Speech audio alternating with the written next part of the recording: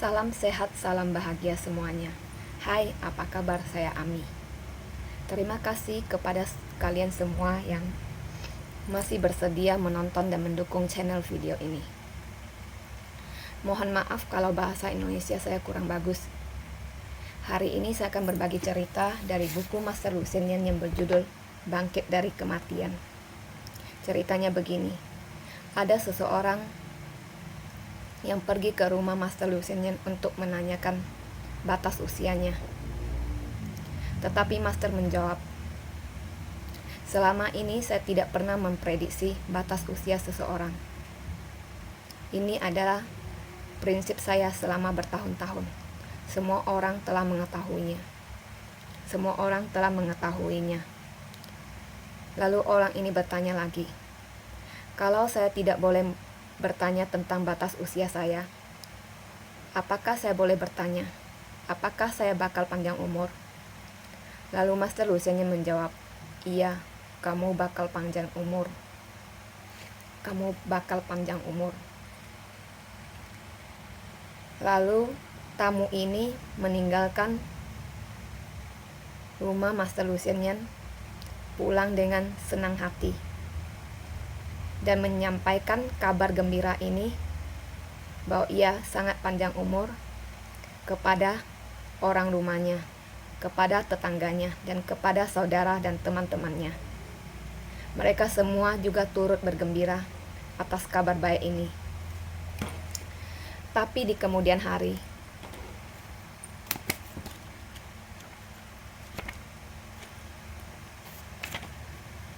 kira-kira 2 tahun kemudian, orang yang panjang umur ini usianya tepat berumur 49 tahun.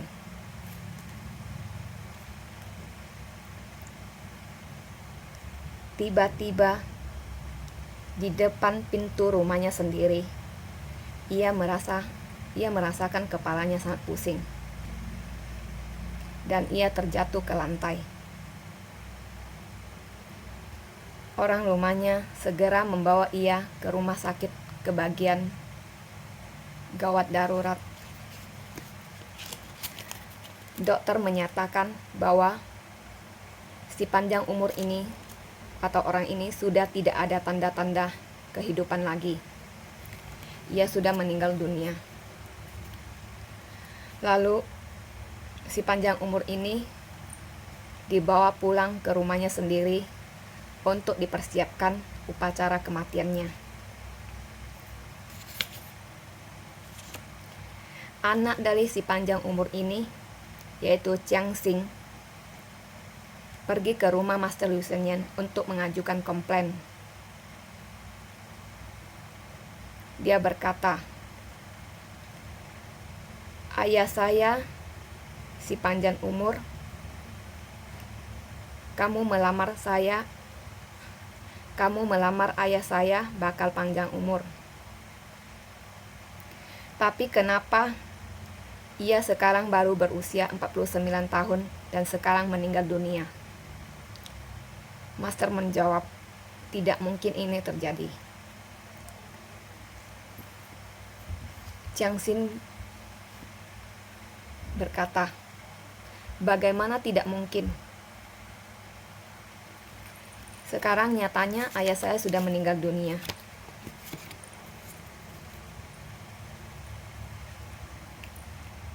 Kamu, Lucian, hanyalah seorang penipu.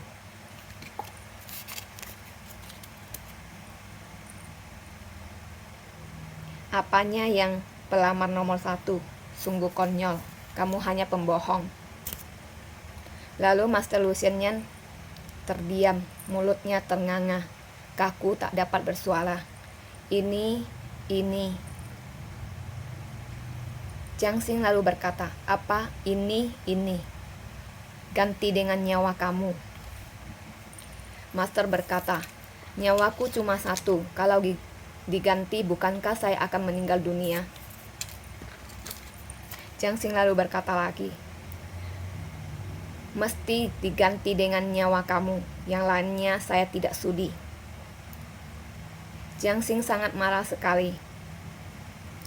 sambil mengepalkan tinju seperti ingin meninju wajah Master Lu Xianyan.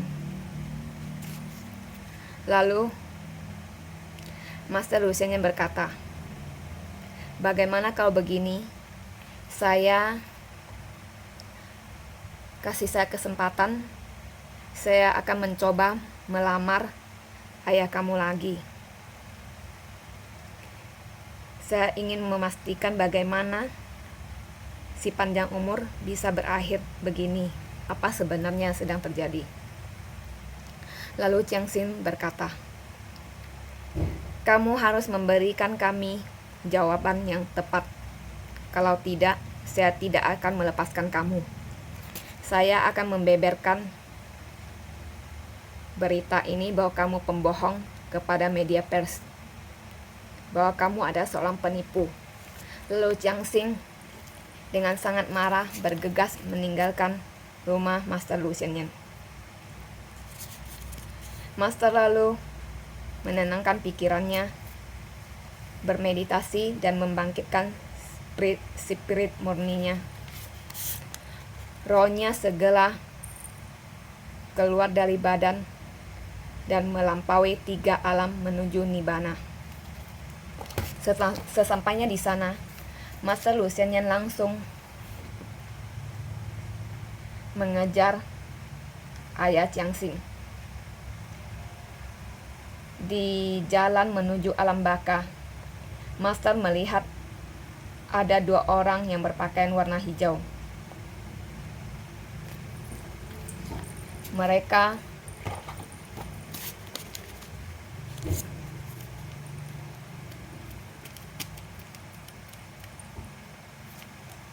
mengawal ayah Jiang Xing melangkah ke depan.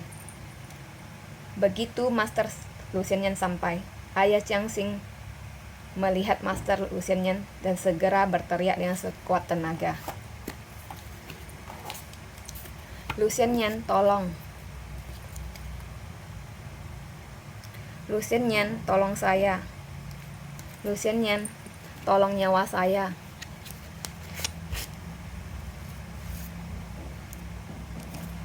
Lalu Master Lu Xianyan berusaha menahan langkah kedua orang yang berpakaian hijau itu dan bertanya kepada kedua orang berpakaian warna hijau itu, "Orang ini kan batas usianya belum sampai. Kenapa bisa masuk ke alam dunia, alam baka?" 2 orang yang berpakaian warna hijau ini melihat tubuh Master Lu Xianyan memancarkan 3 cahaya dan segera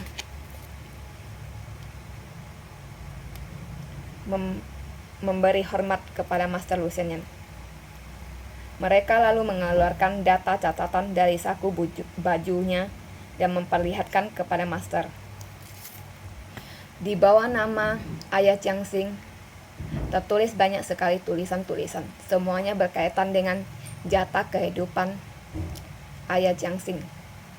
Batas usianya memang sangat panjang, tetapi pada akhir catatan itu ada kalimat yang berbunyi begini,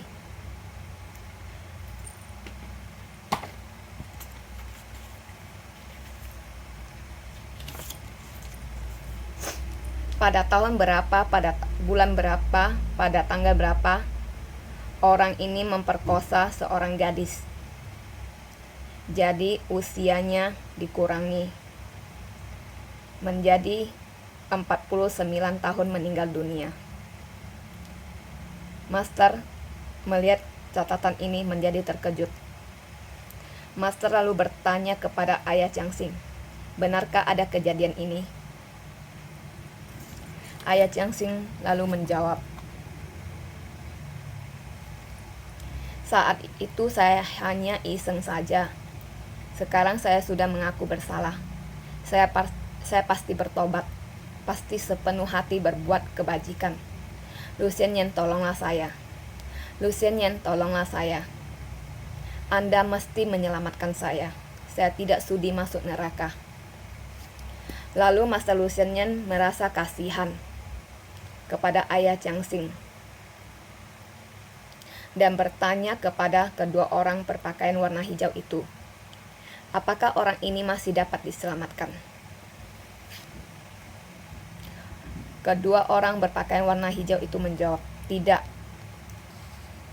dapat diselamatkan lagi.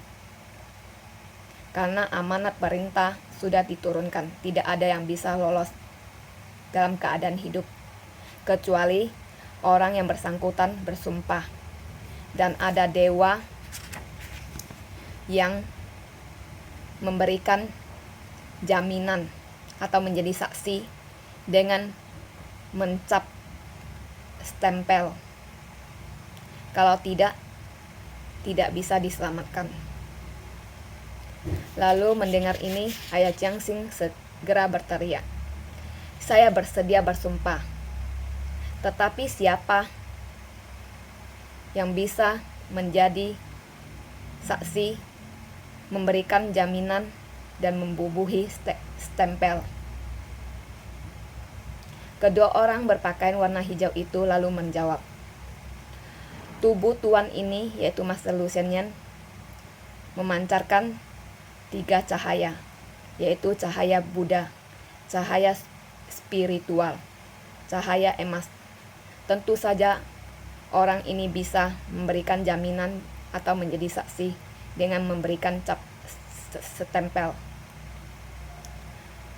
Kedua orang berpakaian warna hijau itu lalu mendekap ayah Jiangxing, berpaling ke arah lautan samudra yang sangat luas tiada batas, agar ia bisa membacakan sumpah. Bertekad menaati sila, tidak melakukan perbuatan asusila selama hayat di kandung badan, selamanya tidak akan berubah. Bila melanggar, siap ditimpa bencana. Mulai saat ini berupaya menasehati orang-orang untuk menaati sila selama hayat di kandung badan, sepenuh hati berbuat kebajikan. Selaku umat Buddha, tekun bersadana. Lalu Master Lucien Yen memberikan jaminan, menjadi saksi dengan memberikan cap stempel di atas surat amanat. Kedua orang berpakaian warna hijau itu melemparkan ayah Jiangxing ke dalam samudra yang luas itu. Sedangkan di rumah ayah Jiangxing, tadinya detak jantung ayah Jiangxing sudah lama berhenti. Suhu badan pun sudah menurun. Biji matanya tampak memutih. Kedua kaki juga sudah menjulur kaku, istilahnya mati telentang. Ia sudah mati seharian, dan di sisinya dikerumuni putra-putri dan sanak saudara. Tiba-tiba detak jantungnya kembali berdenyut. Tup, tup, tup. Di sekitar jantung mulai terasa hangat. Anggota tubuh pun mulai bereaksi. Kelopak matanya bergetar. Jari tangan pun juga bergerak. Lalu ayah Jiangxing tiba-tiba bagaikan bangun dari tidur. Ia bangkit dari kematian. Ia hidup kembali. Ia lalu meminta air minum. Berita hidup kembali ini atau bangkit dari kematian ini menghebohkan dunia pers. Sampai pernah masuk ke koran berita ini. Jiangxing lalu bertanya pada ayahnya, bagaimana keadaan setelah mati? Ayahnya menjawab, seperti mimpi. Jiangxing bertanya lagi kepada ayahnya, bermimpi apa? Ayahnya menjawab, tidak ada. Ayah Jiangxing tidak mengatakannya. Meskipun ayah Jiangxing tidak mengatakan apapun, namun setiap kali ia bertemu orang, ia sungguh-sungguh menasehati orang agar jangan berzina, tidak melakukan perbuatan tercela, dan menjelaskan akibat dari perzinahan. Suatu hari ayah Jiangxing datang menemui Master Lu Xianyan. Lu Xianyan, saya datang menemui Anda. Lu Xianyan menjawab, saya tahu Anda akan datang. Ayah Jiangxing berkata lagi, saya datang untuk mengucapkan terima kasih atas pertolongan Anda dan serta sudi memberikan jaminan sebagai saksi, memberikan cap setempel pada amanat kematian saya, membantu saya hidup kembali. Si Chun menjawab, ini tidak seberapa. Ayah Jiangxing berkata lagi, saya ingin mohon bersarana pada Anda dan ingin belajar Buddha Dharma. Si Chun menjawab, bagus sekali. Lalu Master Lu Xianyan dipersilakan duduk tegak di atas bantalan. Ayah Jiangxing dengan serius bernamaskara dan memohon sarana pada Master Lu Xianyan. Lalu Master Lu Xianyan mengatakan kepada ayah Jiangxing, Tri sarana saya ini agak berbeda dengan Tri sarana pada umumnya. Tri sarana pada umumnya adalah bersarana pada Buddha agar tidak terjerumus ke alam neraka. Bersarana pada Dharma agar tidak terjerumus ke dalam alam hantu kelaparan. Bersarana pada Sangha agar tidak terjerumus ke alam samsara. Cakradharma senantiasa berputar. Saya melanjutkan. Master Lu Xianyan berkata lagi, Trisarana saya ini bersarana pada Buddha agar menenggarkan 3 hati, melenyapkan 6 nafsu, senantiasa suci, tidak menodai sifat sejati. Demikian yang dimaksud bersarana pada Buddha. Bersarana pada Dharma agar tidak berkata yang tidak senonoh, tidak melihat hal yang tidak sopan, tidak melakukan hal yang asula, tidak melakukan hal yang asusila atau melakukan hal yang tercela. Jasmani tidak berbuat serong, mulut tidak berucap kata yang menyimpang atau mengatakan perkataan yang kotor. Pikiran menetap di satu hati. Demikian yang dimaksud bersarana pada Dharma dengan sesungguhnya. Sedangkan bersarana pada Sangha agar jasmani suci, bersih, lepas dari 3 alam, memahami posisi sejati Dharmakaya, mengenal arah jalan lahir dan mati, selalu menetap dan mengerti tempat Dharmakaya yang suci. Demikian yang dimaksud bersarana pada Sangha dengan sesungguhnya. Usai mendengarkan hal ini, ayah Jiangxing dapat memahami makna Trisarana sesungguhnya. Apa yang dikatakan Mahaguru Master Lu Xianyan sungguh adalah kebenaran sejati. Saya akan membalas budi atas berkah sarana ini. Lalu ayah Jiangxing bertanya, pada masa yang akan datang, di manakah Mahaguru Master Lu Xianyan akan menetap dan bagaimana saya dapat mengabdikan diri saya? Master Lu Xianyan menjawab, membujur di arah selatan dan utara, berkelana di 5 benua dengan leluasa. Saya akan menetap di mana senantiasa bersadana di alam nibbana. Ketahuilah, Anda tidak semestinya mengabdi pada saya atau membalas budi saya. Bila Anda menaati makna Trisarana dan Pancasila Buddhis, tekun mengamalkannya, itu sudah berarti Anda telah mengabdi dan membalas budi saya. Jawab Master Lu Xianyan. Ayah Jiangxing bernamaskara lalu pulang, meninggalkan rumah Master Lu Xianyan.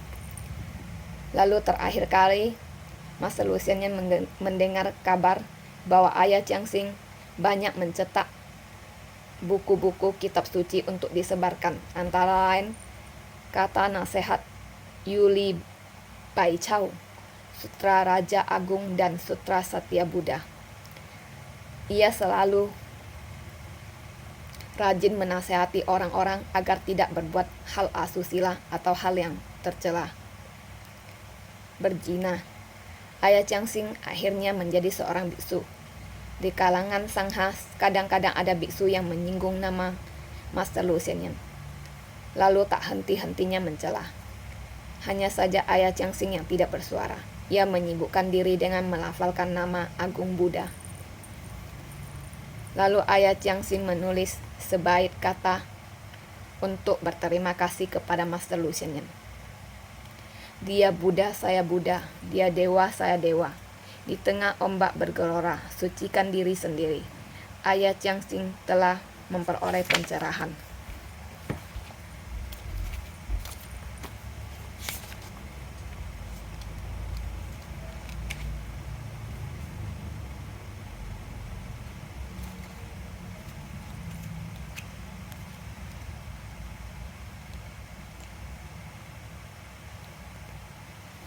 Jadi dari cerita ini Master Lu Xinyan ingin mengajarkan kepada kita. Dari cerita ini Master Lu Xinyan ingin mengajarkan kepada kita bahwa kita semua harus berhati-hati dalam melakukan sesuatu perbuatan, sebuah perbuatan. Kita harus bisa mengontrol dan mengendalikan nafsu seks kita untuk tidak melakukan perbuatan tercela seperti berzina, berselingkuh. Dari cerita ini seperti ayah Chiang Sing yang seharusnya ia bakalan panjang umurnya, tetapi karena pada suatu hari ia melakukan perbuatan yang sangat tercela, memperkosa seorang gadis.